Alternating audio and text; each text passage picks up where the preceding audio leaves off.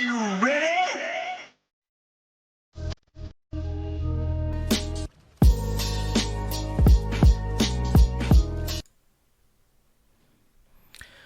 What is up, Earth's mightiest subscribers? It's Ernie, Blerd Without Fear. Welcome back to the channel. What's going on, everybody? Oh, dude, Lemon Piece. What's happening with you? What's happening with you? I won't lie to y'all. I literally just woke up. I don't know how everybody else is on a Saturday. On a Saturday, well, I guess for me it's still morning, Saturday afternoon, whatever you want to call it. Best match. Wait a minute, hold on. We already coming out the gate with the super chats. By the way, welcome everybody to the show. Real quick, I'll be answering questions pretty much all throughout this, but if you throw in some super chats, you will probably get a little more attention. Just throwing that out there. Okay, so. And yes, that actually was Ainsley. Yes, that was a Common Rider reference. Yes, that was. Okay, so real quick, just want to go ahead and say thank you everybody for jumping in.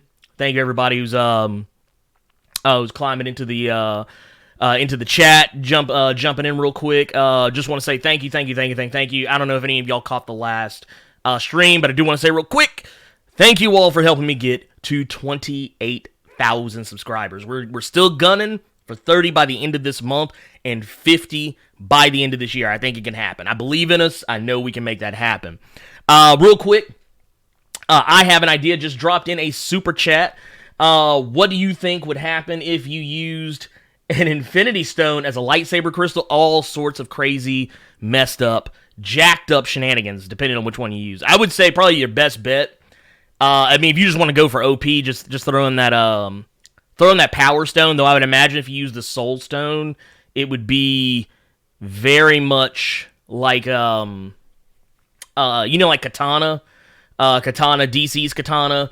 She has I want to say her sword is named Muramasa. It may be called something else. I may be thinking about a completely different fandom. But her blade can like take the souls of the people that is killed by. There you go. That's what I think would happen there. That would probably be one of the cooler applications, but I would love to see the Power Stone get thrown in there. I don't know about the rest of them. Rest of them, it'd be kind of weird. I wouldn't want to jump in on that. But real quick, we are going to jump into some news. We got some news on deck, and hold on a momento, por favor. Always forget to close that door. Anyways, yes, a Power Stone. Yeah, Brandon High School says Power Stone inside the lightsaber would be OP. Yes, it would be OP AF, to put a finer point on it. Okay, so, man, how many of y'all have read, because I want to make sure, I want us to be claro on this one. Because I've seen people with a lot of varying opinions on this, but I want to make sure everybody in the chat's claro. How many have read Batman and the Outsiders #1? What is you are correct, Brandon. That is the sword. Yeah, that's I knew I was getting my fandoms mixed up. I don't remember what the Katana one is. But yeah, Batman and the Outsiders. #1, which is the real alternative factuals. What's going on there? Everybody, man, go show my man Devontae from Alternative Factuals some love. He and I, we worked together in the past. He's actually been on one of the previous Blerd caves in the past. I think it was Blerd cave number 2. Was it 2? I think it was 2. But yeah, man, go show my man some love. Y'all, whenever y'all get some time, go swing by Alternative Factuals, man. Go ahead and drop that man a sub. The man is awesome. Also, he covers a lot of stuff I don't usually talk about. He usually covers more the TV and movie sides of the comic book shenanigans that go on around here. But that's it. Lemon Piece, you called it. Soul Taker. Yes. Okay, so the other day I woke up to probably one of the more interesting bits of comic book chicanery that I've ever come across in my entire life. I don't, not in the sense as, oh my god, it's something crazy, it's something weird, it's something that's happening that I never had any idea. No, it's nothing like that. Nothing quite like that anyway. But man, I got to checking out, Batman and the Outsiders #1. And I actually didn't read it before I saw this, but I saw, because I follow Tony Isabella on Twitter, and then I saw like the news. It was making news headlines, so it just made me even more interested. But he was basically saying, Tony Isabella basically came for DC's throat. And I'm talking about he aired them all the way out. I'm talking about he aired DC all the way out for their treatment of not necessarily, I mean, yeah, of course, it all started with Black Lightning. It all, like, everything, everything starts with Black Lightning for him, as far as the argument that's being made. But then he goes on, if you actually go down that Twitter thread and just kind of, get some more clarification, he goes on to not just defend Black Lightning, but he goes on to defend, Jon Stewart. He goes on to defend, and maybe not so much by name, but just black characters of color in general. And then it kind of devolves into just defending all characters who are not Batman, which I thought was pretty amazing. I thought it was pretty damn amazing. But now, having read that, having seen all this, the news and everything, I went back and I read the issue. And I was like, all right, I want to see exactly what it is that my mans is talking about in regards to DC Comics and their mistreatment of Black Lightning. Now, I want to show y'all just so no one is missing anything. But here, let me see if I can pull up. I'm gonna see if I can pull up I want to find the tweets. The tweets in question. I may have to go to my actual Twitter because I did retweet it. So I'm gonna go to my Twitter real quick, pull this up, and we're gonna see what's what here. But yeah, man, just anytime I see somebody come for somebody's throat, I'm in. I'm in automatically. Let's see here. Where did it go? Boom, Tony Isabella right there. All right, so, and here we're gonna switch this over because I want y'all to be able to see what it is that I'm talking about here. So, y'all should be able to see right here the tweets in question. Now, I'm going to tell you right now, some people came back. Some stands showed up to try and bring Tony Isabella down, but hey, look, you can't bring down a legend like Tony Isabella. And what happens here basically is that he basically says, don't try to put a silver lining on DC reducing Black Lightning to Batman's support Negro. It's insulting to the character, his fans, and the creator with whom he wouldn't exist. For authentic Black Lightning, read Black Lightning Cold Dead Hands and watch the brilliant TV show. And you kind of go down here and you see some other tweets that come in here. Radio Geek comes in, says, it's been that way since the first Batman and Outsider series. From that point on, Black Lightning began to be pigeonholed into being one of Batman's supporting characters. And it's kind of where he makes it a little more claro, where he says, Tony Isabella says, everyone in the DCU has become Batman's supporting characters, and it's hurting those characters. Is there a scientific term for a bat fetish? Or for a Batman fetish? And that is one of those things, man. I can go and tell you right now, man, he's not wrong. And not even go a little bit further. Go a little bit further. There's a lot of people who echo the sentiment that Tony Isabella's bringing, and I don't disagree with it. That yes, this is okay. MB Marze, he says, hey, it all stems from how Frank Miller did Batman, and it sadly hasn't stopped since then. And then some other people go and say, hey, but everyone in the DC universe is a supporting character to Batman. There's some people that say, hey, I gotta disagree with you though. There's some people that say that, I haven't read Batman the Outsiders 2019-01 yet, but CW Black Lightning shows utter crap. All hail Static and the other great milestone here. I mean, okay, we're talking apples and oranges at that point. And then there's lots of people who disagree with him, but I'm going to go ahead and say, for me, 100%. And yes, Brandon, you are correct. Cold, Dead Hands was great. Just saying. Hold on real quick. Let me silence this, because this is what happens when you're not a phone person.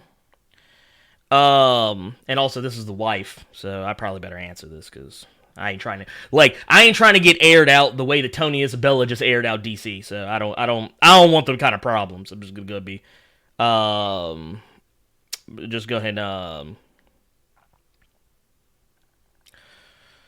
okay, so that said, yeah, do I agree 100%? I don't agree with every single sentiment that Tony Isabella threw out there. I'm going to be honest with that. I don't agree that every character is Batman supporting character, though I will say a good bit of them are Batman supporting character. Even Superman. Superman has become a Batman supporting character. I'm just going to throw it out there. At least when Batman is in your book. Here's the thing you got to go back and look at. Last year, there was a day, I don't remember exactly what day it was, but there was a day that Batman was on the front cover of no less than, I think, 7, 8, maybe even 9 comics in 1 week. 1 week. 1 week. And I mean, we're talking Batman, Detective Comics, Justice League of America, and there was, and I think at the time, Dark Knight's Metal was out, so he was on the cover of that. And then there were several other books that he just happened to be on covers of, because at the end of the day, Batman sells books. People love Batman. People want to see Batman. And it goes back to the argument I've had all the time. When people talk about new characters, why don't DC and Marvel just make new characters? It's because they have made new characters, but people would rather read/watch/experience the same old can of tuna 365 days a year. And I'm not dissing anybody for that, it's just a fact. People are more apt to go for the thing they already know than the thing that they may not be quite as familiar with. And and that's regardless of whether or not the storytelling, artwork, whatever is great. I've seen this on multiple occasions. Amazing books just get canceled because nobody's reading them, because they'd rather read Batman or Wolverine or Superman or whatever. But here, we're gonna go back. Let me jump back on over to let's see here. Hey, what's going on, Achilles? I see you in here. Roberto Bravo, I see you in here too, man. What's up? Bot Boy versus. Yep. Let's see here. Okay, so yeah, Lemon Piece, you were saying, was it? I don't disagree with DC using the Bat brand as a crutch, but to dismiss Batman the Outsiders like that is intellectually dishonest if you read the issue. Now that, yes, I will say, and this is where getting into the issue comes into play. Here's where, if you actually read the issue, comes into play. So I went, like I said, I had not read the issue at first. I actually read the issue. And I'm going to go ahead and be honest with you. I don't really have a problem with it. But I will tell you there are some things I'm not crazy about.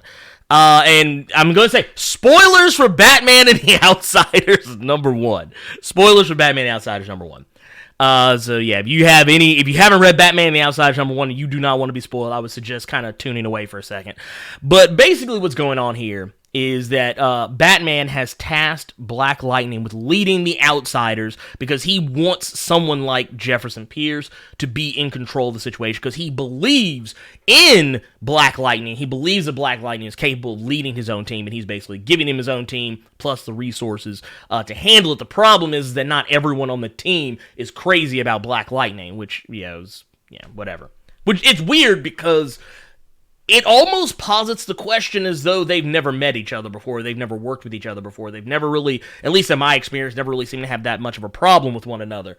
But I will say that if there's any one thing I will criticize the issue for, and it's not so much that, okay, let's be fair here.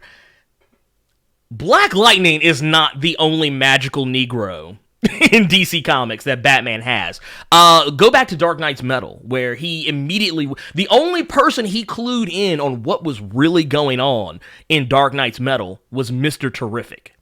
Think about that. Batman is kind of notorious for relying on black superheroes, for going to black superheroes and be like, hey, I have a problem with something.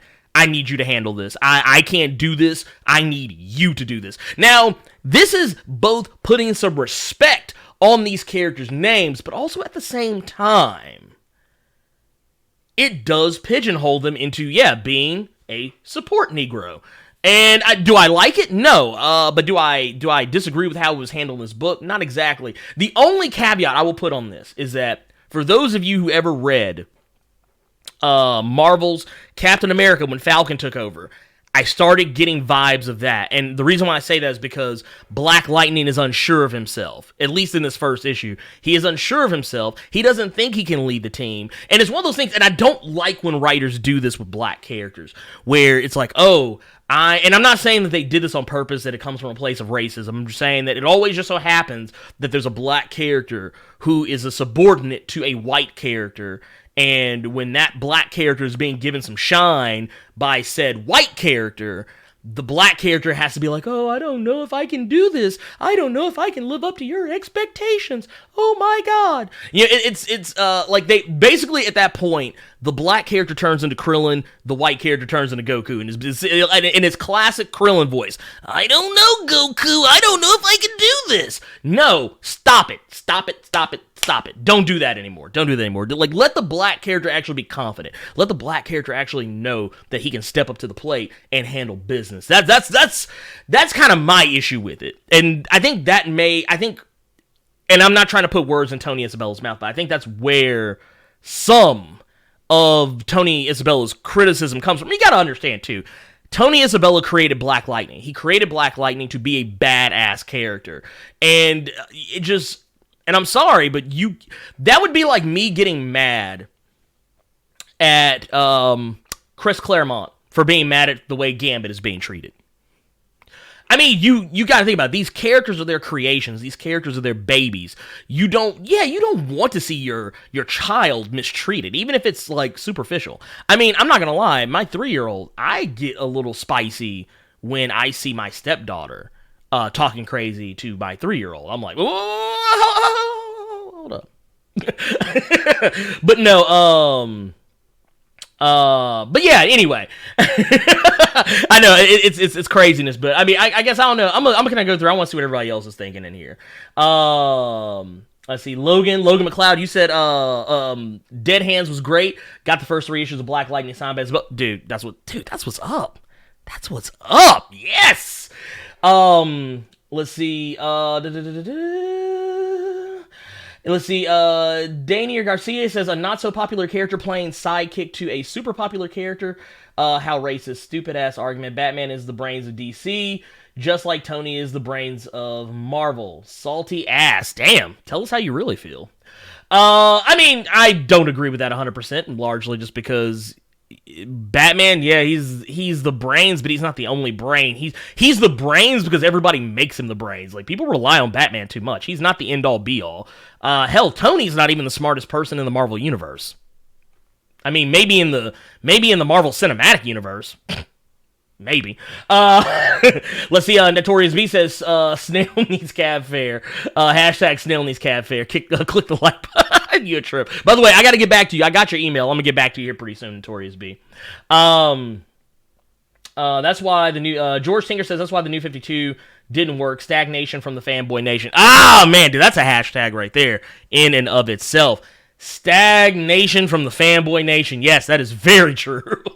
Like, I'm gonna tell you right now, like, this is kind of an aside, but New 52, I can go and tell you right now, New 52, not that great. It was, Batman was good, Swamp Thing was good, Aquaman was good, Animal Man was good, Wonder Woman started off good, trying to think of anybody else, Cyborg was trash, Blue Beetle was trash, Superman, I'm not gonna say anything about Superman, just, Yeah, there you go.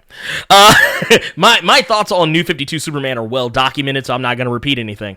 And I'm trying to think, yeah, dude, everything was trash, dude. It was just... yeah, anyway, not to mention Batman just kind of he controlled the New 52 at that point. He had more books than anybody else. But anyway, yeah, and Mr. Mac for the win says, yeah, New 52 just sucked, period. There you go. Exactly. Let's see here. Alternative Factuals. What's up? Back again. I agree, actually. I think, honestly, when it comes to the Batman situation, because he's so popular, because he's so integrated into everything within the DC universe, to use him as a plot... Yes, that's exactly what I'm talking about. That's exactly what I am screaming here, is that, yes, can we have a... Can Batman go on sabbatical? I think, honestly... okay, this is how powerful Batman stock is. When he was killed by Darkseid, they still kept him alive. It was one of those things, people criticized Marvel for how they handled, Wolverine. You kill Wolverine just to bring him back. I get why some of that is because they literally killed him not maybe 4 years prior to killing him again. But when they killed Wolverine, he stayed dead for almost 4 years. Batman got killed and stayed dead for maybe a month. He was awash in time, traveling history, and some other bullshit. It was dumb. It was just, dude, that actually made me stop reading comics for a little bit. DC, specifically. I was still reading Marvel, but DC, I was like, I gotta take a chill pill on DC for a minute. I was like, I can't do this. But yeah, let's see here. Let me go down the list a little bit more. Oh, hey, Ron Redbird 101. What's going on? Let's see. Daniel Garcia says, this is just fake outrage to sell Black Lightning books with the SJW crowd. Cyborg, for example, is a key player in the effing Justice League. This ain't about race. Black Lightning just shit. I disagree with that too, Mr. or Mrs. Garcia. I disagree 100%, and that is largely because Black Lightning doesn't have a book out currently, so your argument's invalid. I mean, Batman and the Outsiders, yeah, sure, but I'm going to go on a limb and say, yeah, Cyborg is a member of the Justice League, but how integral is he to the Justice League right now? I mean, let's be fair, he really didn't get any respect on his name since he came to the Justice League until Dark Knight's Metal. How many years later? His book is always trash and does not sell.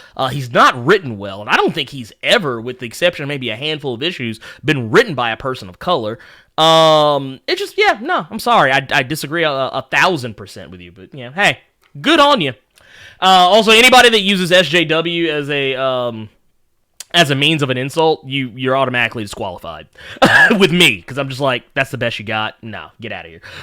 Anyway, MJE1212 says they overuse Batman to a crazy degree. It's tiring and it comes off as lazy. Batman will figure it out. Batman will save us. Batman magically deduced this thing yet again. Yes, I agree 100%. And you know what? The next video that I drop on Tuesday, I will actually address that a little bit, because sometimes Batman needs to get aired out. He is not as OP and just awash in plans as he likes to think he is. He is not. I'm sorry. Just as a fact. And it's called Roberto Bravo says it's called Batman and the Outsiders. Exactly. And it's a book that Batman's barely in. If they just called it The Outsiders, that probably would be more appropriate. Let's see here. Eugene Moncrief says, didn't Batman, I'm assuming he was referring to he as Batman, admit Mr. Terrific was smarter than him? I do believe that is true. I don't remember exactly when I read it, but I do remember that being a thing. It wasn't during New 52, it was like pre-New 52. But I mean, pre-New 52 is technically now a part, mostly, of DC continuity again, or is about to be. So, yeah, there you go. Let's see here. What's another one on here?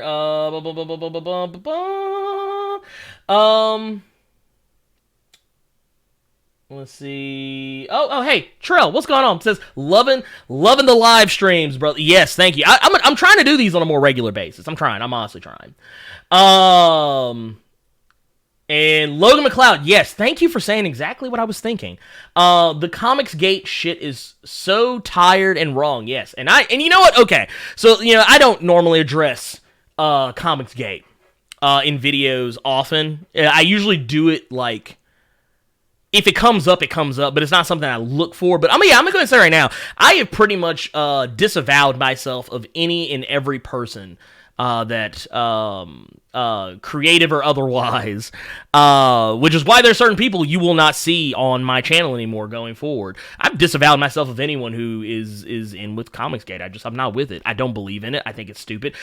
Okay, first off, any movement that has the word gate in it, why would I get in that?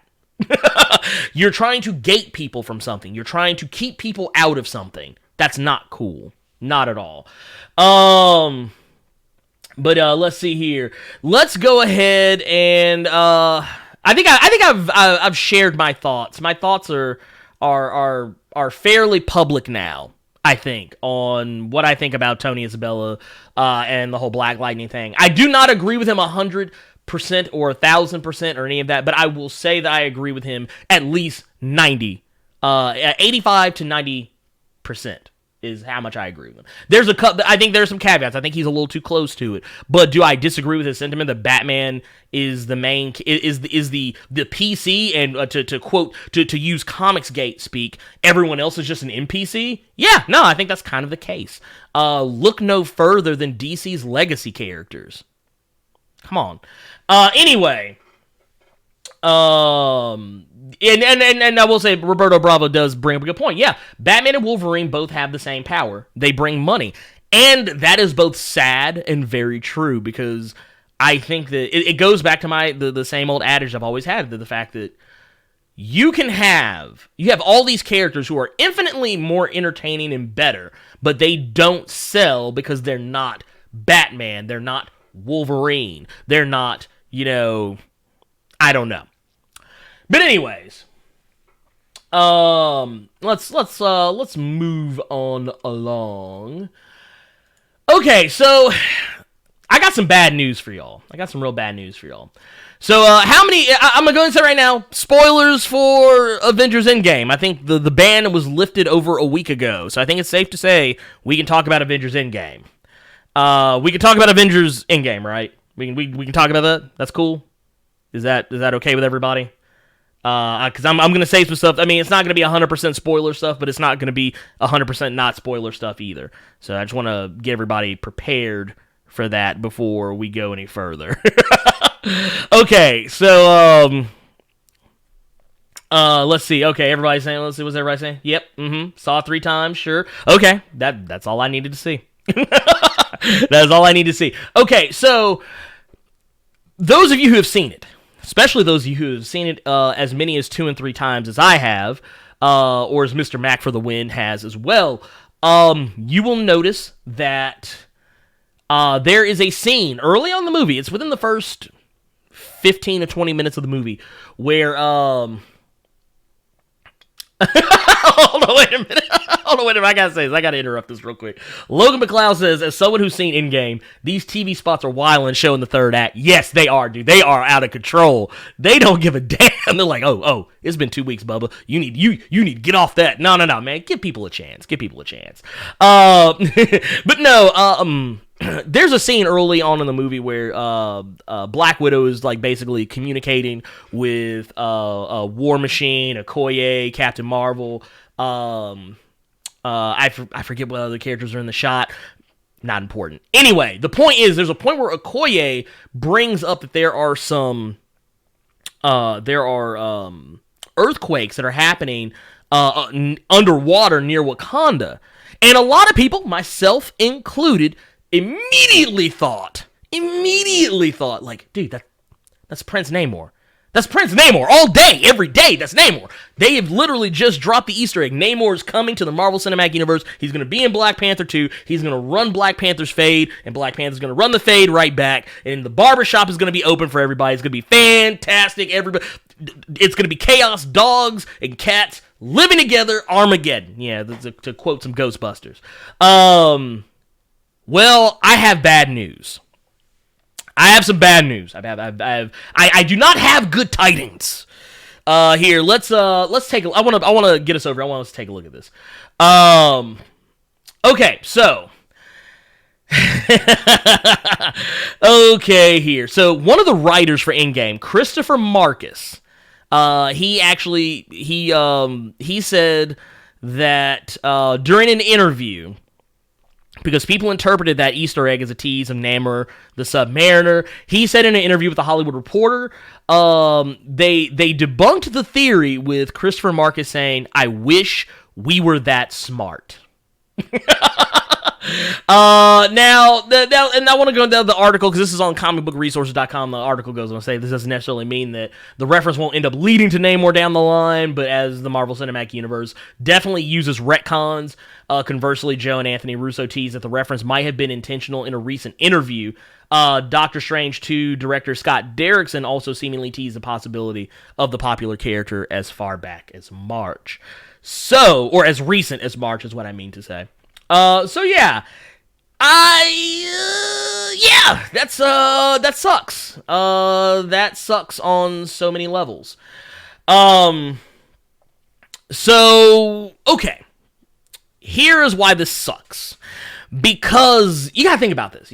Now, we know that Marvel has full and total control of all of their properties now, with the exception of Hulk. Hulk is not 100% under the control of the Marvel Disney banner, because they can use him in team-up movies, other people's movies. Hulk just can't have his own movie. Namor always kind of existed in some weird bubble. Never really understood it. I don't even remember exactly who has the rights to Namor. I don't even know if Marvel's gotten them back yet, but the whole thing that would have been really cool is that Namor could have been your introduction to the world of mutants in the Marvel Cinematic Universe. And I know a lot of people aren't crazy about the idea of the X-Men showing up in the Marvel Cinematic Universe, but he would be a good leaping off point, because you have to remember, Namor is one of the first, technically, this has been retconned, so I will use the term one of the first mutants. If you actually go back through the X-Men lore and canon, that has actually been kind of cleaned up a little bit. There are other characters who have now been referred to as the first mutant. But Namor is, I want to say, the first mutant that was out in public for the world to see. But yeah, so, my whole thing is that, and I'm not even gonna entertain that anyway. Or you know what? I will entertain it, and then I'm gonna leave it at that, because we've moved on to something else at this point. But Mr. or Mrs. Garcia says that if characters were more entertaining than Batman or Wolverine, wouldn't they sell better? That doesn't actually mean shit. I'm just gonna be real with you. That actually means. Oh, hey, thank you, Reggie Simmons, for that super chat. You the bomb. And look, and you know what I love about that? Just wanted to say hey. Just coming in saying hey right off the gate with the super chat. That's what I'm talking about. Reggie Simmons says, "Peace to Earth's mightiest subscribers. What's up, fam, dude? Everything, man. You what's up? Earth's mightiest, man. You coming in here strong. That's what I'm talking about. So yeah, no, but no. The fact that they're more entertaining. That entertaining is subjective. I mean, what about Iron Man? Iron Man is entertaining, yet for some reason his book is always on the verge of being canceled, but Marvel won't do it because of the MCU. Anyway, that is it. That'll be the last one from one Mr. or Mrs. Garcia. But anyway, let's see here. Amani, you say, not sure without Avengers versus X-Men, the whole Wakanda versus Atlantis war seems like it would need a better setup than just earthquakes. Now, that is true. However, Black Panther and Namor always had a very tenuous relationship. So, yeah, it's, that one, if you want the epic scale of like all this stuff going on in one place, but honestly, I think you could do it without Avengers versus X-Men, because let's be fair, Namor has drowned lesser cities multiple times. He's drowned New York at least twice. without the power of the Phoenix Force or anything like that. So yeah, I mean, I think just him having the Phoenix Force made it easier for him to drown Wakanda. But the thing is, I think that's how you set that up. Is that you don't need the X-Men. You don't need the X-Men to get involved in this. But let it be a war that is personal. Because yeah, anytime I've read a comic where Namor and Black Panther are sharing panel space, it's always good. Because they're always cutting each other down. They're always pointing out the weaknesses in the other, and sometimes they bring out the best in each other, even though they hate each other's guts. Especially in light of what happened after Avengers versus X-Men. So I mean, yeah, that is a thing. So yeah. Amani says, should the MCU use Galactus in Phase 4? I feel like he'd be a downgrade after Thanos, although he has a better squad than Thanos did. I mean, I don't think he'd be a downgrade, but the thing is, I think Galactus is also one of those villains that you don't need everyone in the universe teaming up for. I mean, maybe at first. Maybe. But, I don't know, the threat of... Okay, I tell you what, this is how you do it. Galactus, you bring in Galactus, but he's not alone. Yeah, you bring in the Heralds of Galactus. You bring in the Silver Surfer. Bring in some of his, was it Terrax? Is that right? Yeah, Terrax. Yeah, bring in Terrax. Bring in some of his biggest, baddest, villains. Or not villains, but his Heralds. And, dude, have them come in running roughshod. On Earth's Mightiest Heroes. That's how you do it, right then and there. Now, I don't think that it's something... I would not build Galactus up for 10 years. No, I would never do that again. Actually, I would do that with any character again. Unless it's something major. Unless you're building towards, like, you're playing the long con on something, which I'll get to... There's something else that's going to come up I'm going to get to with that just a second. However, Galactus, I think, would work amazingly. I would also say that maybe since we've gone so far cosmic, maybe we should bring it down a little bit. I can make a case for that. Maybe have the Masters of Evil, but maybe call them something else. Like have a lot of like villains who are now back teaming up. Get some powerhouse hitters, some people that the Avengers have struggled to beat. Like honestly, I can make a case for, I mean, Zemo, he's still alive. Get him in here. Bring back Ultron. Bring back oh God, why am I blanking? I would have said bring back Claw, but he's dead, and that sucks. But you could even bring in all sorts of characters. I'm blanking on characters right now. I apologize. I'm literally not 100% awake yet. But that said, it does kind of lead into some other things. Yes, Alternative Factuals does bring up a good point. Yes, he says, if I remember correctly, in The Rise of the Black Panther, I believe it was the second issue, Namor and Black Panther were actually cool with each other because they had a common enemy at the time. Yes, that is very true. That is incredibly true. It was, honestly, things didn't get tense until way later. Maybe like into the late 90s, early 2000s, maybe, give or take. That's when things got a little hot between them. And also, Namor working with Doctor Doom did not help. Let's see here. Okay, so LJ Brown says the 5-year gap could explain the Namor Black Panther struggle. Yes, that actually could. Maybe Atlantis saw that Wakanda was weakened, and maybe it was like, hey, all right, let's do this. Look, pull a Megatron from Transformers. Like, their defenses are broken. Let the slaughter begin. Let's see. Marshall White. Yeah, yes, you actually just brought up something I'm about to get in. I'm glad you said something about that. Marshall White says, I would love to see Kang the Conqueror in a future MCU film, and I agree 1,000%. That actually brings me to one of my next points. Here, let me see if I can.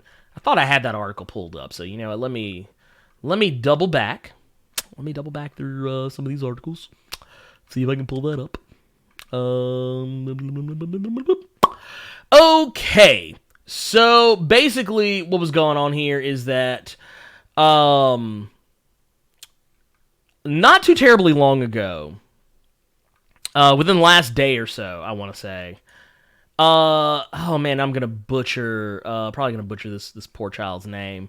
But the kid who played Harley Keener in Iron Man 3, he actually, I think, was one of the first people to bring this up. He had expressed interest in wanting to play Kang the Conqueror in the future, like a future version, like Iron Lad or something like that, which I thought was really cool. I thought it was really cool that he kind of came out and said that. Which, I mean, of course, I think a lot of times people take stuff like that and they're like, oh, hey, so and so, so-and-so said they want to be a part of the MCU, blah, blah, blah, blah, blah.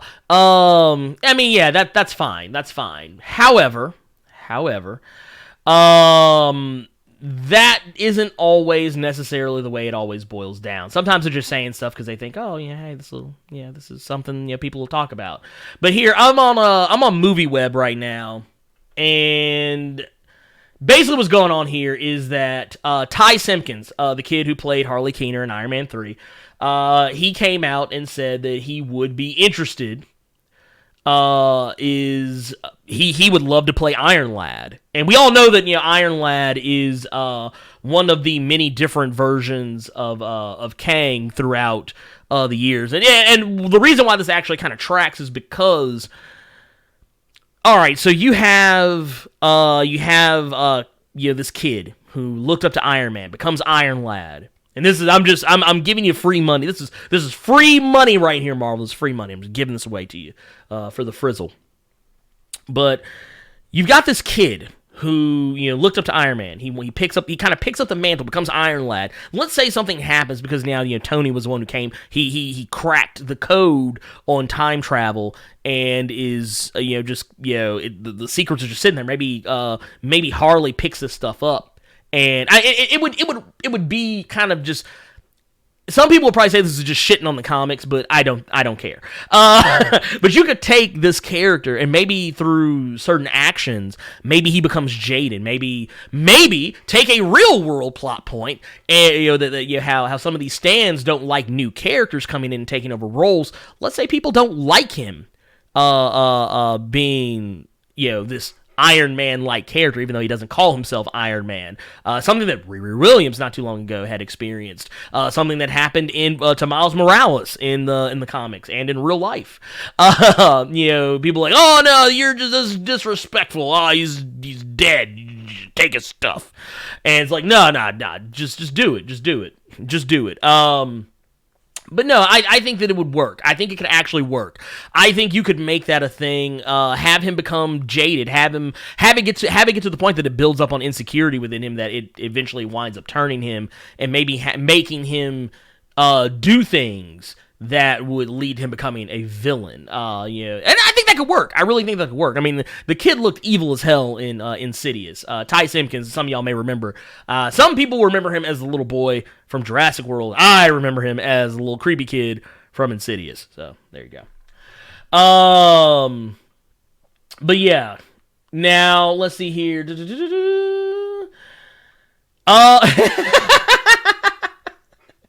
Okay, so yeah, here I'm gonna go through because the chat just kind of blew up here a second ago. Okay, so real quick, I'm gonna address some of these that are more specific to what we were just talking about. First off, David Pledger, I do not want Hugo Weaving for Namor because he wouldn't even show up to play Red Skull. Plus, Hugo Weaving has words for Marvel about Red Skull. He hated what he did. He's not a fan of sci-fi. For a guy who's known for playing characters in sci-fi movies, he does not like being in them. Now, I know for me, the popular money for me has been The Rock, because he was originally, many years ago, over a decade ago, he was wanted to play Namor in a live-action movie, and I think even now it would be even better. I don't care about him being in the DCEU as Black Adam. We'll probably see if they hired The Rock today, we'd see a Namor movie before we would see anything with The Rock in it in the DCEU. I'm just going to be real about that. Let's see here. Yeah, a lot of people saying, yeah, Kang. Do you think they could bring Killmonger back if they did the Masters of Evil? Bushido Black just asked that question. I think they would. Actually, there's been some rumor that Killmonger will be brought back, and that might be... I don't know how they're going to do it, but I could see it happening. Because we don't really know what T'Challa did with Killmonger. I mean, they literally have technology that could bring people back from the brink of death. I'm pretty sure they could have brought back Killmonger. They got magic beads, damn it. Magic Kamoyo beads. Conway Burkdog asks, what the hell does SJW mean? It means social justice warrior. And it's a term that people like to use negatively to decry anytime someone is being decent or asks that others be decent human beings. So, there you go. Which I'm a decent human being, but I don't necessarily tell other people to be decent. I just don't care. I'm decent, so that's all that matters to me. But anyway, let's see what else we got in here. There are, Conway Bergdog, you also asked, wasn't there rumors of Young Avengers? Yes, there were, as a matter of fact. That may or may not happen, I'm not sure. Not 100%.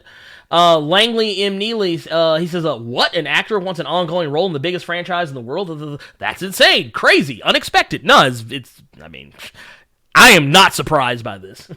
I'm not surprised by this at all.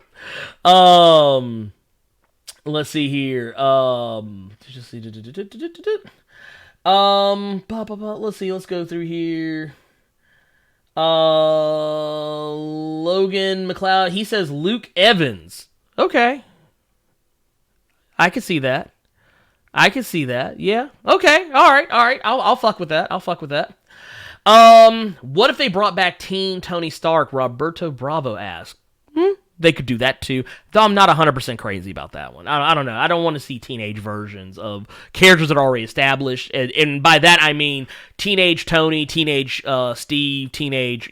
I would rather see newer characters picking up the mantles or becoming new characters. That's what I would rather see. But a lot of people are saying bow down before Doom. A lot of people are talking about Doctor Doom. I do agree. I would love to see some Doctor Doom in the MCU. I think he could also be a major threat in the MCU. Maybe one that could actually warrant everyone teaming up, because we all know about Secret Wars. Doctor Doom is at the crux of all things Secret Wars in both the original 1984 Marvel superhero Secret Wars and the 2013, 2014, 2015 remake of Secret Wars, whenever that came out, the redo, the rehash. That could all be a thing. Man, I wouldn't waste. Circuit Board says The Rock should be Absorbing Man. I wouldn't waste The Rock on Absorbing Man. That's a waste. That's a waste. A guy who's never beaten the Hulk. No, that's a waste.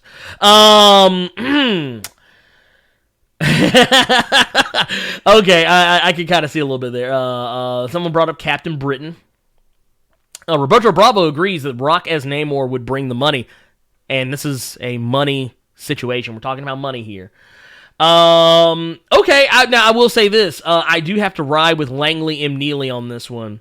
He says, I'm a fan of Byung-Hun Lee, the guy from Red 2 and the last G.I. Joe film. He played Storm Shadow as Prince Namor. I could see that. I actually could see that. I would not be against a man of Asian descent being cast as Namor, because traditionally he's always been kind of drawn to look that way. So, yes, I'm 100% for that. Yeah, and Amani says, Absorbing Man was already in Agents of S.H.I.E.L.D. anyway, and what did that get him? I added the what did that get him. Let's see here. Langley and Neely, you also asked, this is actually from a little bit earlier. You said that Avengers Champions can be great someday, but it's still too early in my opinion.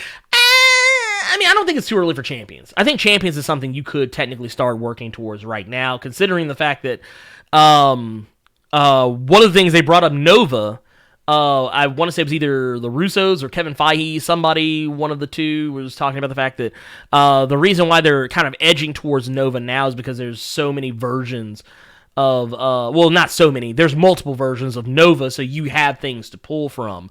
You can build a franchise around that. So I would not be surprised if we see Nova anytime soon, considering the fact that he was originally supposed to be in Guardians of the Galaxy Volume 1. So there you go.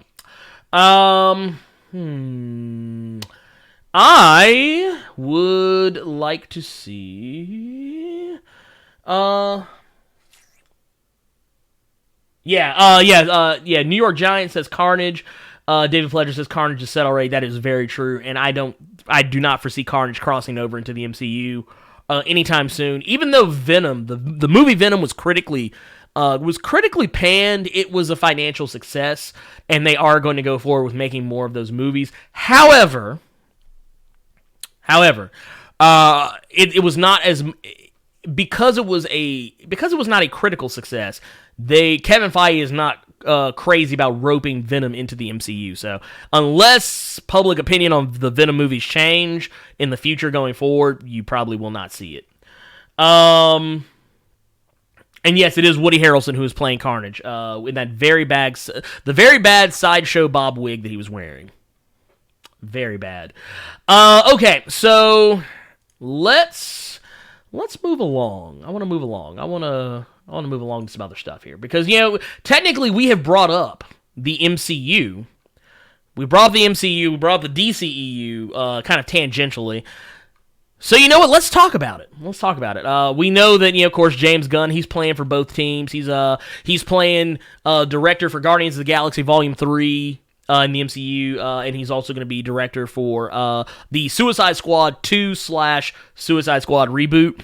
And I always think it's funny because people who are very connected to James Gunn as a director, people who are friends with him, because James Gunn is notorious, like I think a lot of directors are sometimes, for using his friends, people he's close with, people he's worked with a lot in his movies, like Nathan Fillion.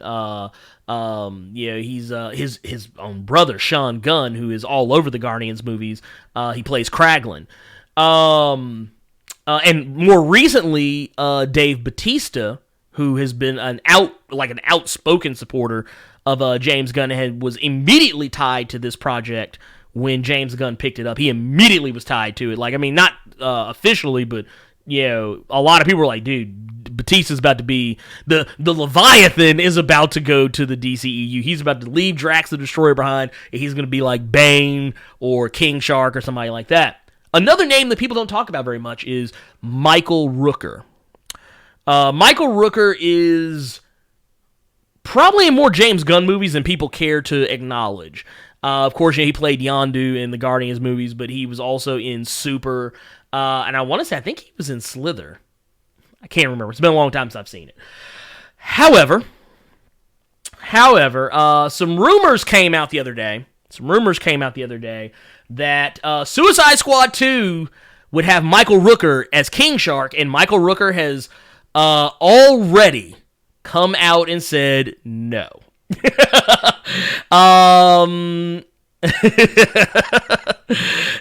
Yes, basically he posted a screenshot. I don't know if we have the screenshot down here. Yeah, here it is. Yeah, he recently posted a screenshot down here. It's a picture of himself and a picture of King Shark, where he pretty much says, "Da not." So yeah, that is not happening. Now we do know that. I take that back. So yeah, this if he did this would be Michael Rooker's 6th collaboration with Gunn following 2 Guardians of the Galaxy films, Slither, Super, and the Belko experiment. So yeah, even though Gunn didn't direct that one, he just produced it. So yeah, that is not happening. So we can go ahead and take King Shark, Michael Rooker's King Shark, off the table. I think it's safer to say we would be more likely to see Dave Bautista in that role as King Shark, because I would love to see it personally. I think Michael Rooker could do it. I mean, because you don't really need a person on camera, because let's be fair. When they put my man, I don't want to butcher his name. I don't want to butcher his name, so I'm just going to call him Adebisi, Mr. Echo, whatever y'all prefer. But when they put him in practical effects and makeup, I was like, you've just done Killer Croc a disservice. King Shark needs to be CG. As the CW Flash has already proven, you can do it. And they did it very well, even with the TV show budget. I think you can do it even better with a movie budget. So yes, I would love to see Michael Rooker as the voice of that character. That would just be, would be perfect. Perfect casting. But Batista, I think Batista would make a better Bane. We would probably get the first legit Bane that we've ever seen on screen, as far as like the movies go. Let's see here. Let's see. Let's go back through here. David Pledger asked thoughts on the reboot, if it's necessary. I mean, you know what I would say you do? You just act like the other one didn't happen. Because they are going to use characters, like, if I'm not mistaken, Jai Courtney's coming back as Captain Boomerang. It's been rumored that Viola Davis will return as Amanda Waller. Don't know if that's true yet. And apparently, Idris Elba was originally in talks to replace Will Smith's Deadshot, though that has been debunked. He actually is playing a completely different character. John Cena, I think, has already been attached to the movie as one of the characters, so I don't remember what it is, but it's one of the goofier ones. But yeah, I don't know. Okay, yeah, I tell you what, here. While we're talking about this, I just want to go ahead and say this right now. This is a public service announcement to anyone who has ever watched the live-action Suicide Squad and does not know about the sheer and utter majesty of the animated Suicide Squad movies, and that would be Batman Assault on Arkham, which once again proves that, yes, we just shoehorn Batman into shit because he sells money, he draws money. It's classic wrestling rules here, but yeah, and he's not even really in the movie that much, which actually I think is perfect because, yeah, anyway. But also, Suicide Squad Hell to Pay also proves you don't need Batman to, have a good movie. But you can also make a Suicide Squad movie with supernatural elements that does not go off the fucking rails. Okay, so now that I've said that, and I do want to save a little bit. Oh, wait a minute here. Real quick, Alternative Factuals asks, can we talk about Brightburn by Gunn coming out on Netflix? You know what? I did not hear about that. This will be the first I'd have heard about it. I don't know how I feel about that. I really want to see the movie. I was going to go see it regardless, whether it's in the theater or on Netflix or whatever. I think that's going to be the best Superman movie we'll ever get for a while. That's just my whole thing. He says, do I think... Okay, I'm gonna address the Idris Elba rumors here in just a minute, because I haven't really read any of them, so we're going to get to that, too. Let's see, let's go down the list here. We're going down the list here. David Fletcher says, Super Saiyan 2 James Gunn. Yeah. Yeah, that could be a thing. Let's see here.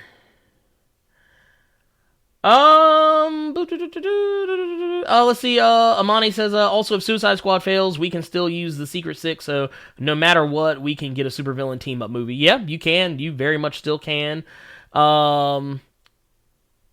He also says it's a literal Suicide Squad. Just say the previous team died. Yeah, I'm totally okay with that. I'm perfectly okay with that. But,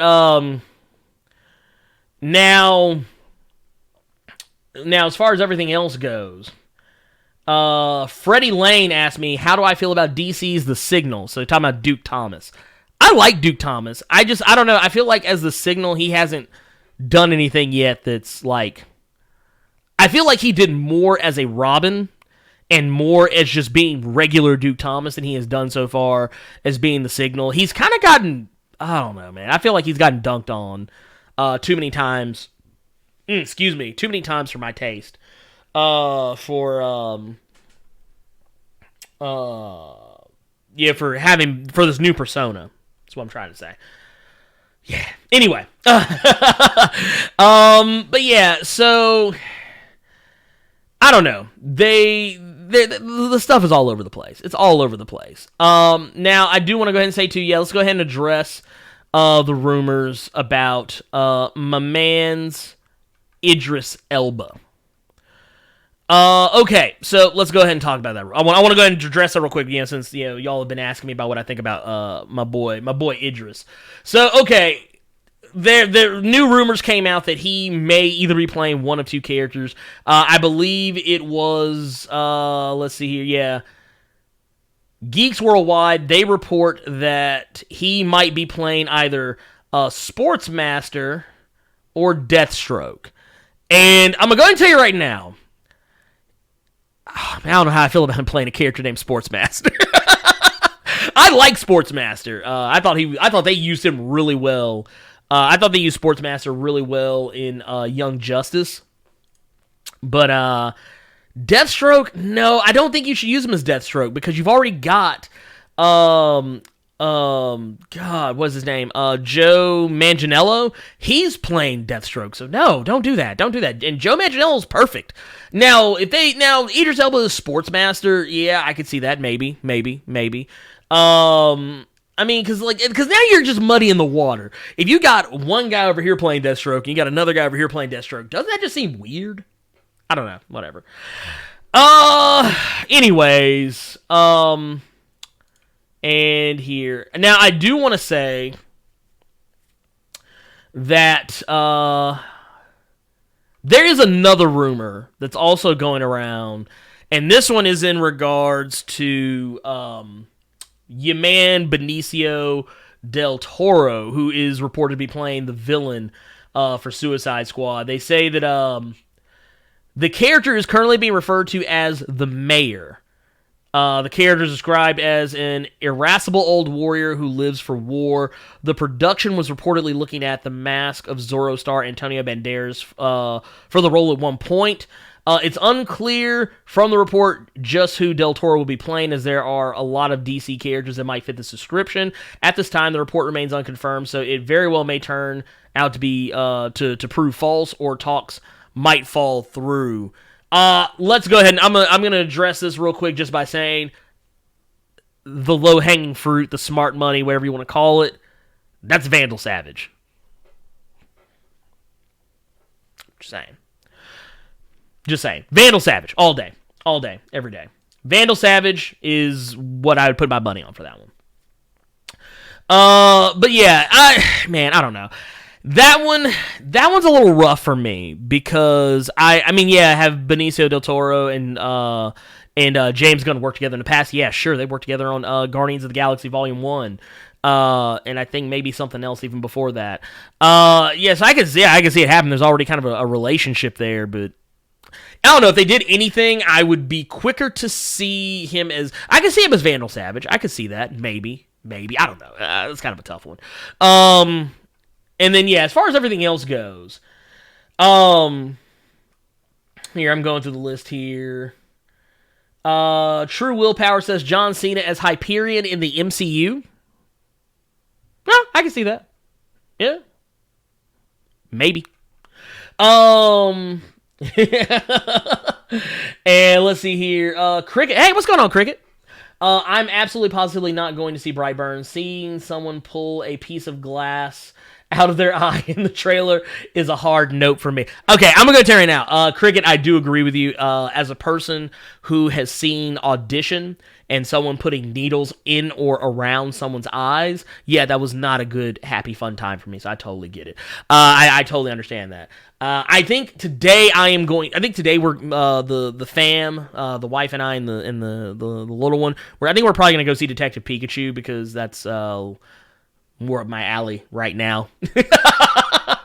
Okay, let's see here. Let's see.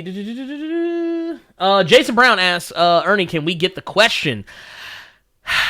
Maybe. I think the question can work. I think the problem you run into with the question is that a lot of people will immediately, because of the success of the movie Watchmen, some people who don't read comics, they'll see the question and be like, oh, it looks like Rorschach. And trust me, I 100% agree. Like, I know that is not the case. It's the other way around. The question is inspiration for Rorschach because they couldn't use the question in Watchmen. So yeah, I totally get that. But But yeah, I will put some respect on the question's name. Let's see. What else is going on here? Oh. Amani says, the question, boy, give my man Spectre some traction. He never gets anything, and it makes me sad. Actually, it does. It does make me sad. I will say they did tease him in one of the issues of Justice League not too long ago, so I'm kind of ready for them to hurry up and get him in there. Put some respect on the on. I mean, and there's room for everybody to get some respect on the name, but I would love to see. The question and the Spectre get some respect.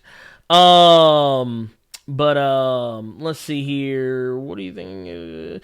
Subfighter22 asked me, what do you think about the Batman who laughs in the DC animated universe?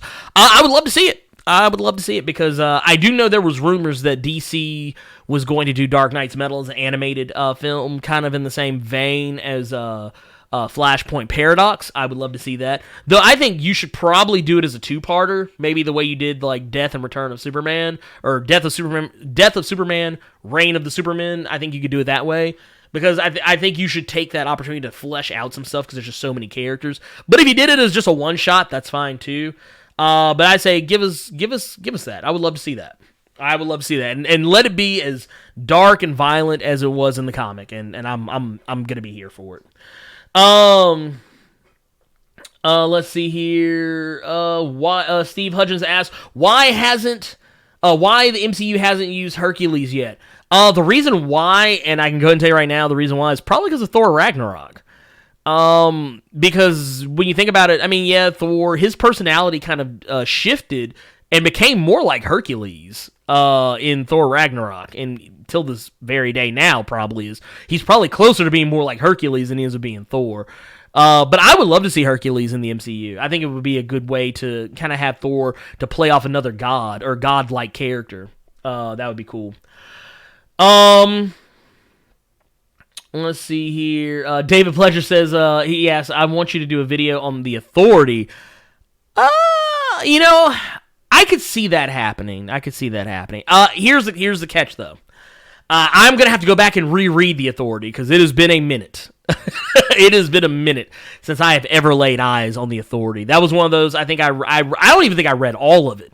But I have access to it. I'll have to take a look at it and see what I can come up with. But that one, because there's so much stuff going on, like I won't lie to y'all, I am so behind on videos. It's not even funny. Y'all will probably start seeing a lot of Justice League videos coming up for me here very soon, because I was behind, I think 10 issues on Justice League, and I just kind of mainlined all of those issues just now, so you're probably going to start seeing videos pop up for that.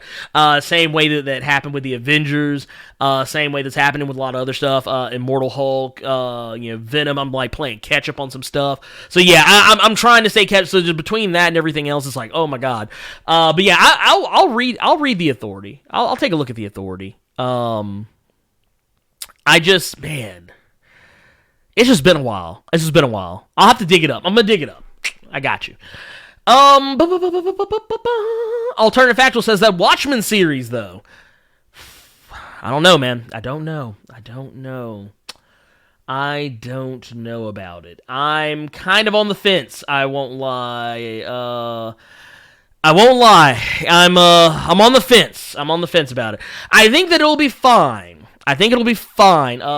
Shirley Lewis, you asked the same thing. What do I think about that Watchmen TV series? I think it's going to be good. I think it's going to be fine. I think it's going to be okay.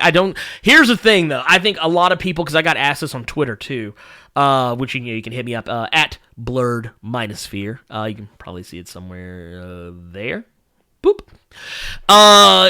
Someone asked me this on Twitter, and they were like, hey, what do you think about, the Watchmen series? You think it's going to be any good? And my answer was essentially this, because they brought up some things that I think some people I think got their hopes up with the series. I think some people legitimately thought this was tied to Doomsday Clock. Some people thought this was like tied to other stuff, that like characters from DC were going to show up in this. Okay, let's go ahead and taper off some expectations right now. This has nothing to do with Doomsday Clock at all, so let's go ahead and get that out of there. I don't want anybody's headcanon to sabotage their liking or disliking of this TV show. Here, I'll just take a sip with the raw cup.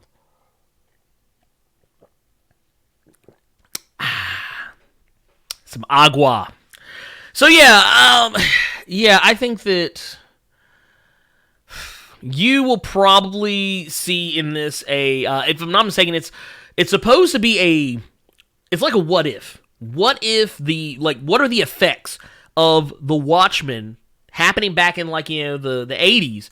What's the effect now, or closer to now? Which I think I read this somewhere. I don't think it takes place exactly right now. I think it takes place in the 90s or early 2000s. It may take place right now today, but yeah, that's the idea. The idea is, what are the effects of this world today? Of that world today, which is why you have Jeremy Irons as Ozymandias. You see the people in the Rorschach mask, that are ganging up. But yeah, so yeah, like I said, you never know. I think it could be good. But I also, so let me say this too. I also wouldn't be surprised if it wasn't good. So there's that. Let's see here. True Willpower, you ask, who do you think will play Wolverine, Reed Richards, and Doctor Doom in the MCU? Wolverine. Oh man, Wolverine. Wolverine. Man, I'm hitting a brick wall right now. Okay, I'll tell you right now, Reed Richards. I can go ahead and tell you right now. I actually want the guy from The Office, and the guy who directed The Quiet Place. I can't remember his name right now because I'm just kind of in a haze. But here, let me let's see here. Let's see, The Quiet Place. Yeah, I literally have the computer sitting in front of me. John Krasinski, that guy. That's the guy I would want to give me my my Reed Richards. And I know he's not a conventional pick, but I know someone did some fan art a ways back, and honestly, that fan art has tainted my worldview of what I think the Fantastic Four should look like. So I'm just gonna kind of show you real quick. You got John Krasinski right there and his wife Emily Blunt. Some people did some fan art a ways back when Fantastic Four.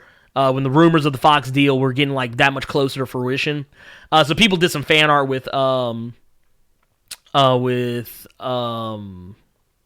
Krasinski and Emily Blunt as Reed Richards and Sue Storm, and I thought it was amazing. I thought it was the bomb diggity. I'm gonna try and see if I can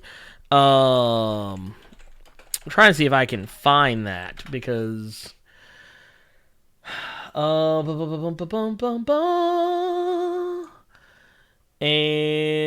let me see if I can find this because there were a few of them going around, and not all of them were great. Not all of them were what they should have been. So basically, let me see if I can find this in here, and I'll show you guys what I'm talking about. I like visual aids, if anyone ever wonders. Okay, this is probably about the best one I can come up with. It's not a good. This one's not as good as the one as I originally saw, but yeah, this isn't the one I originally saw. I'm just going to say that right now. But this is kind of closer to what I was thinking about in regards to this kind of look, the look of Reed and Sue. Here's kind of another one someone kind of did. Actually, here, let's do this one. There you go. Someone did this one right here. I was like, yeah, I can get with that. I can totally get with that. I like John Krasinski. He's the man. I can appreciate that, and I actually like the idea of Emily Blunt as the Invisible Woman, and it would be, their chemistry would also be real because they're actually married. So there you go. But that said, so let's see here. Give us. Now as far as Wolverine goes, Oh, man. As far as Wolverine goes, man, see, the guy I originally wanted to play him, he's too old to play him now, so that sucks. Man, who could play Wolverine? I tell you what, okay, here, I'm going to skip Wolverine for right now. We'll talk about Doctor Doom. We'll talk about Doctor Doom here. Here's what I would do. And this is, and I know some people would be like, "Oh, you're taking the low hanging fruit. You're taking the low hanging fruit. It's just, you're just taking the easy guy. You're just taking the guy that just, no, that's not what I'm doing." Okay, so the guy that I would want, and I'm gonna tell you the reason why is because he's such a chameleon. In any movie he's in, he is such a chameleon. I think he could play any villain in any universe, and he's already playing one. For DC, and I'm going to go ahead and throw it out there. It's going to be your boy, Joaquin Phoenix. I would love to see Joaquin Phoenix as Doctor Doom. I think he'd play the hell out of that role. But yeah, I don't think, maybe he doesn't have exactly the voice people would want, but I think he would have the acting chops and the gravitas to be able to play a character, a character of that level. Like Doctor Doom. I mean, heck, he's impressed me already with his portrayal of Joker, and it's not even out yet. So, there you go. Okay, so, kind of going back. John, you actually, I think you're closer than I think there's an A in his name. Krasinski. True Willpower. I don't quote me on that, though. But yeah, so Reggie Simmons says John Krasinski and his wife Emily Blunt would be perfect Reed and Susan. Yes, I agree. True Willpower says yes, agree. They would be amazing. I've heard similar things as well. Steve Hudgens says Henry Cavill as Namor. I say nay.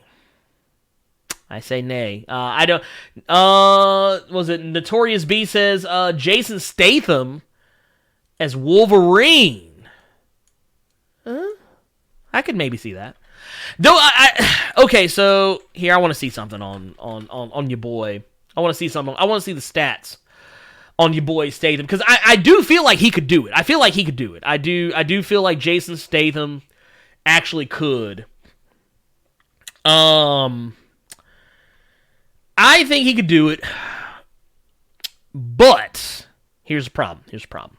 Oh, actually, no. Oh, no. We talked about this guy earlier, and someone just brought him back up. So, you know what? No. I want my boy... Give me Luke Evans. I know everybody wants short Wolverine. I don't think that's going to happen, but even if you did, you could always use perspective to make people look shorter. I would want Luke freaking Evans as Wolverine. And I'm going to go... Let's pull my boy up here. I want to show this man in his glory. You guys have probably seen him. He's been in, of course, he was in Beauty and the Beast. He was in, he played Gaston in Beauty and the Beast. He was in Fast and Furious 6 as the main bad guy.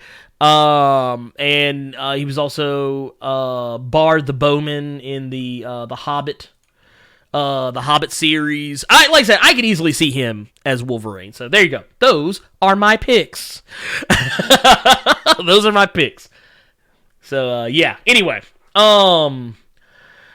okay. So let me go back through real quick. Now, one more thing. I guess right here we're kind of winding down here. Let me see. What are we looking at on the clock here? Ooh, I'm getting blown up here. I'm getting blown up. Getting blown up like an ex-girlfriend. Oh, man. Anyway. Oh, yeah, he was also Dracula in Dracula Untold. I didn't bring that one up mostly because I know a lot of people like to shit on that movie, even though I kind of liked it, but, whatever. That game is notorious, though, for setting up a future film that will never happen, and it made me smile. So,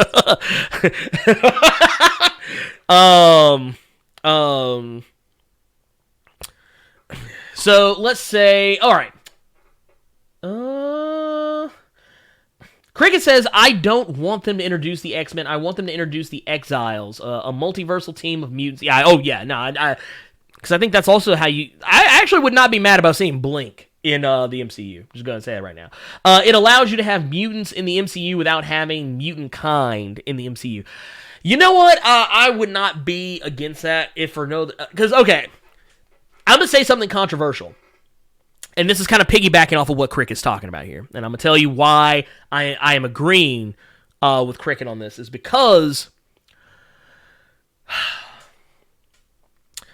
mutants and superheroes in general, your traditional superheroes, your traditional mutants, there's really no way to tell them apart.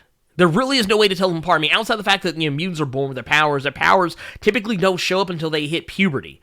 So, I mean, it's one of those things, it's like, okay, so how can people look at Captain America? I mean, granted, because they know his history, but, okay, better example. They look at the Hulk, and then you look at Wolverine and go, oh, Wolverine, he's a mutant. And, you got Hulk, and it's like, oh, that guy's a superhero. How? In what Earth? On what Earth is that okay? Other than Earth 616. But yeah, that being said, yeah, I do agree with you on that one. I probably would not introduce mutants, as a whole into the MCU. I think, oh man, which at the end of the day also kind of undercuts what they are, and I would honestly keep them separate. I would keep them separate and only have them meet in a Secret Wars style scenario, if I had it my way. Let's see here. Somebody, Evo Rebirth says Michael C. Hall as Doctor Doom. Hold up, I gotta... let's see here. Oh, okay, you know what? Alright. Look, I could kind of see it, maybe. I don't know. I'm gonna show y'all who he's talking about here. For those of you who aren't familiar with who Michael C. Hall is. He was Dexter. He is most famously known for playing the character of Dexter on the TV show Dexter, a serial killer who killed other serial killers. I'm not against it.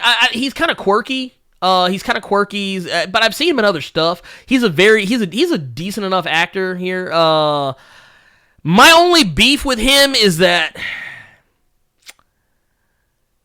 I don't know. I don't know. I'm not as familiar with him as I am with other actors, so I'd have a harder time seeing him in the role. But honestly, a lot of people said the same thing about Heath Ledger as the Joker. Even I was one of those people, and then when he showed up as a Joker, it was like, oh, this dude's on point.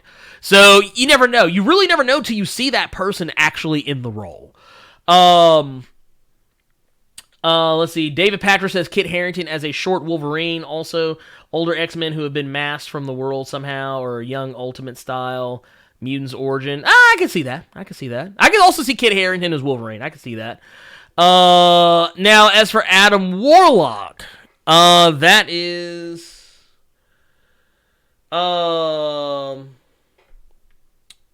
Here, let me... I don't know, man. Adam Warlock.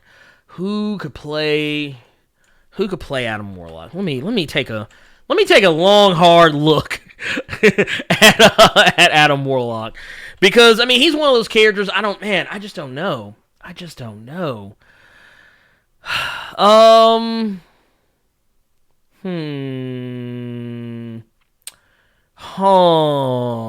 Okay, you know what? I think I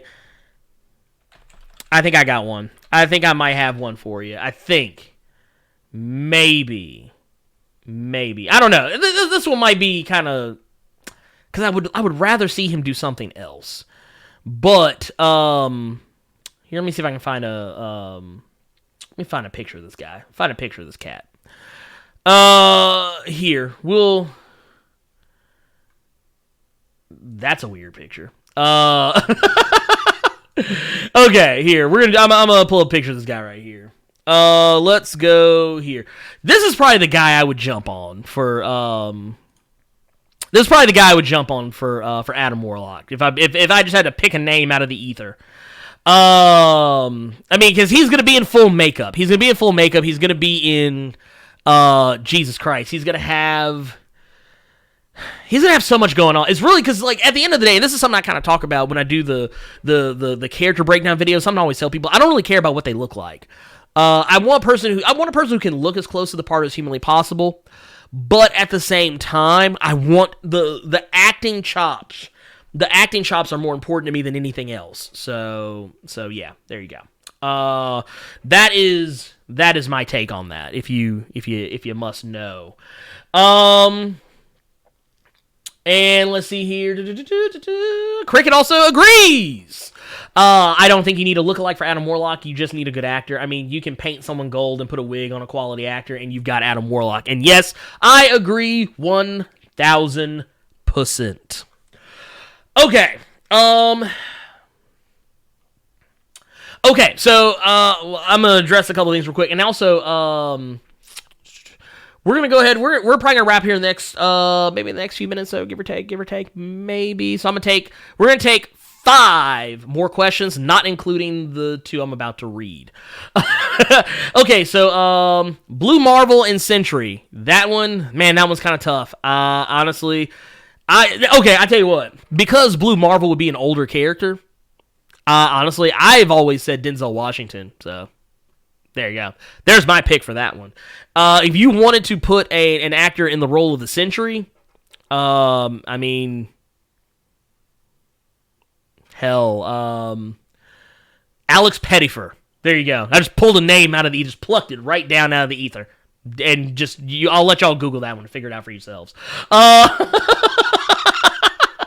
Okay, Evo Rebirth. This is more for Claro.